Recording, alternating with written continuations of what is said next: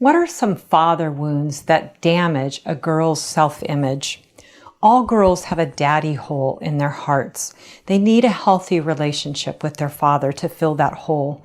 They also need a healthy relationship with their father to have really good self-image. What does a daughter need from her father? Well, she needs approval and affirmation. She needs for her father to tell her that she's okay and she's adequate as a girl and as a woman. She needs to be affirmed for the good things about her and lifted up and praised. She needs to be adored. Think of the little girls that put on that little princess dress and they twirl around. And what do they want? They want to be told that they're pretty. They want to be told they're a princess. I've got a 3-year-old granddaughter right now, and for Halloween, she was a princess, and she wouldn't take the princess dress off. She slept in it. She played in it. I literally practically had to bribe her to take it off so we could go run and play on the grass. And I told the only way I could get her to take it off is I said, if you wear it, you're going to tear it. And then it's not going to be pretty. Then she took it off and then she put it right back on when we were done playing. And she slept in it that night. And I just asked her if she wanted to go to a princess tea party. And her eyes got big. And she said yes. So we're going to go to a grandma-granddaughter princess tea party. And why does she want to do that? She wants to do that because she wants to be that beautiful little girl in that beautiful dress. We all have that desire. They need emotional connection. They need to be connected to their daddy. They need to have their daddy smile at them and their daddy to look back at them, to be connected and to feel their emotions and mirror their emotions and know that their father loves them and cares for them. They need his attention and his time, not just to know he's there, but for him to invest in them and to spend time with them. And they need healthy physical touch. A healthy touch that's a hug, a safe touch, and to snuggle. They need affirmation of their physical appearance. They need to be told they're pretty. They need to be told they're beautiful. They need to be told they have beautiful eyes or a beautiful smile. They need to be understood for who they are and accepted for who they are, and not instead, we're so wounded when we're criticized and we're told we're not adequate and we're told what's wrong with us and compared to other people, maybe compared to a sibling, or told that we're just like our mother, and our father knows that we know that he hates our mother, or he doesn't love our mother, or he's abusive to our mother and critical of our mother. They need to know that their father respects women. Why? Because they're a woman. They, as a girl, know that they're a woman. And if father doesn't respect women, then they know inside their heart that he doesn't respect them. She needs to have concern for her interests. She needs to know that if she cares about something, that her father cares about it, and that he's willing to invest himself in the things that she likes. She needs a healthy model of masculinity so that she knows what a man is and how a man should treat a woman and how a man augments a woman and how a man is strong, but gentle and kind. So she needs to have that healthy role model. She needs to have security and safety. She can't be afraid. I know for me, there was a lot of fighting in my home when I was a little girl, and I never felt safe. I was always fearful because I never knew when another problem was going to erupt. I never knew when there was going to be fighting and turmoil, and I was fearful. I even had trouble sleeping at night because I would lay awake waiting to hear if any of the fighting happened. And as a result, I got many fears of burglars breaking in the house. And in 4th grade, when they showed us a film on fire safety, I got huge fears about fire, and I started having nightmares about fire and laying in bed and being afraid that I could smell smoke. I just was fearful because I didn't have that security. Encouragement to take risks, to jump out and say, you know what, I want to try this. I want to try this, and maybe I'll fail, but that's okay. And to be supported as she and encouraged to take those risks. Guidance in life. How do you navigate life? How do you problem solve? How do you set goals? How do you deal with hurts? How do you deal with pain? What about a spiritual role model? And here's where we get in trouble, because if our father is not a good father, then how do we have a model for who God is? Because then we put project onto God the same qualities that we had in our father. So then we need to know, what is a good Christian? What does a man of God look like? What about emotional vulnerability, to where our Father is strong and we feel safe and secure with him, but he can also be vulnerable. He can be soft. He can be real. He can be honest about what's going on in his life. And then what about protection? We need physical protection. We need emotional protection. We need protection from the world. Sometimes we need our Father to stand up for us and say, leave my little girl alone. Don't do that to her. So we need all those things. So what happens when we don't get those things? What happens if our father was absent? What happens if our father was addicted? What happens if our father was abusive? What happens if our father was emotionally unstable because of a mental illness? What if he was absent in the sense that he was in the home but consumed with work? And what happens if our father and mother get a divorce and our father leaves and goes off to another woman and then takes on her children, and her children appear to be more important to us than we are now to our father? All those things result in a father wound, to where we have a wound in our heart. And here are some of the things we notice in girls that have a father wound: low self-esteem, not feeling good about ourselves, wondering who we are, having a weak self-image, making choices that are not good for us. When you look at young girls that are sexually promiscuous, you can look at their self-esteem and you can see that they always have low self-esteem. They don't feel good about themselves. They don't feel good about who they are, so they will use sex as a way to get attention, as a way to get boys to like them, as a way to act out, as a way to actually act out that message that says, I don't feel good about me. Poor relationship with God. We view God as angry. We view God as distant. We view God as critical. We view God as scary, not safe.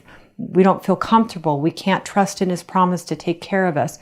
We can't believe that he has good things for us, that he's on our side, that he is willing to protect us. Whatever those things are that are unmet needs in us from our Father, we will tend to project onto God. Maybe we'll see him as critical and demanding if that's the only thing that our Father did. We have an inaccurate image of what a woman should be, especially in a relationship with a man. So we might tend to tolerate more abuse from men, but we also might not be comfortable with our own femininity because of the lack of support that we had from our own fathers. We have a toxic and unhealthy relationships with men.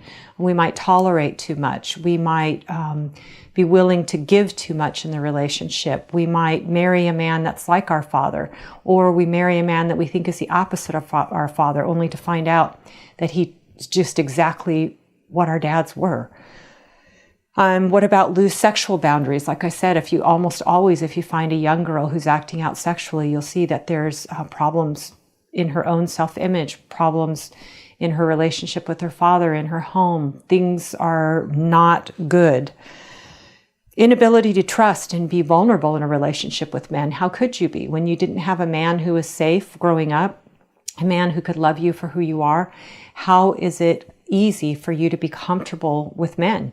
You don't have an example of that, what that looks like in a relationship. What about codependency?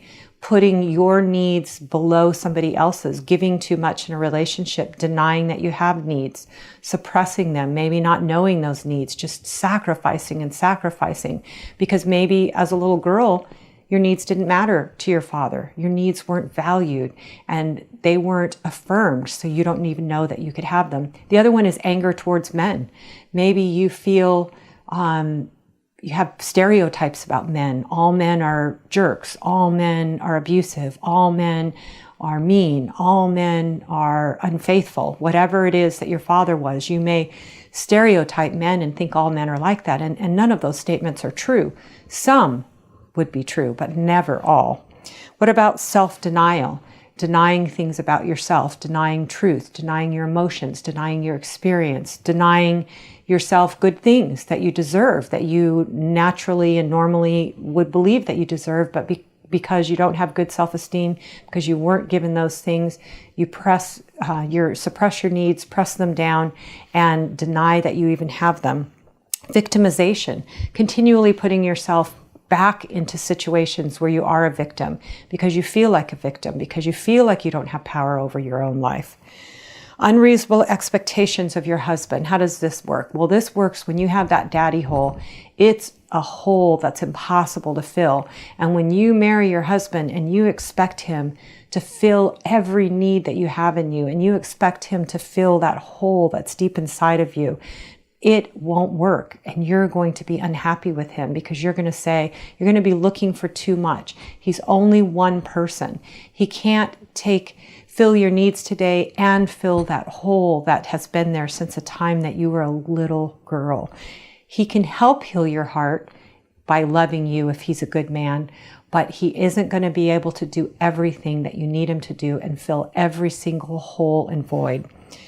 Also, perfectionism. You may be ruthlessly high in your expectations of yourself to where you're always falling short, always failing, always finding that you're not good enough. Especially when you were a little girl, if you looked at your daddy and you said, "Daddy, I'll just be good enough and then you'll love me. If I'm good enough, if I'm perfect enough, if I'm pretty enough, if I get better grades, if I never get mad, if I never make any waves in the house, if I just sit here, if I support you, if I love you, if I'm good enough," then you might feel driven to perfection, trying to still maybe, to this day, maybe gain your father's approval by your actions and by your achievements. Next one is driven to prove your worthiness. And that's kind of like the same with perfectionism, as you've got to prove that you're good enough by your achievements. Low self-confidence, feeling insecure and fearful. You don't feel good about yourself. You don't have good self-esteem. You haven't had experiences where you've succeeded and been supported. You might have low self-confidence. You might feel like, I'm just not good enough to do those things. And as a result, you suppress and don't take the risks that you need to use your abilities and your talents that God has given you. Inability to accept your physical appearance, to where you feel bad about how you look. You feel like you're not pretty enough. You focus on a particular part of your appearance and you think, well, if only I were beautiful, if only I were perfect, if only I were not overweight, if only I were taller, or only if I didn't wear glasses, or whatever it is, if I didn't have these things, I would be okay. And it isn't true, but that belief might be there. Also, if you look at fathers are people. They might have problems, addictions, like I said, just their own emotional wounds. If they were shamed as little boys in their home, if they weren't allowed to feel their feelings, if their father was addicted, was absent, their mother had problems, they're affected by those things too. So our fathers have wounds.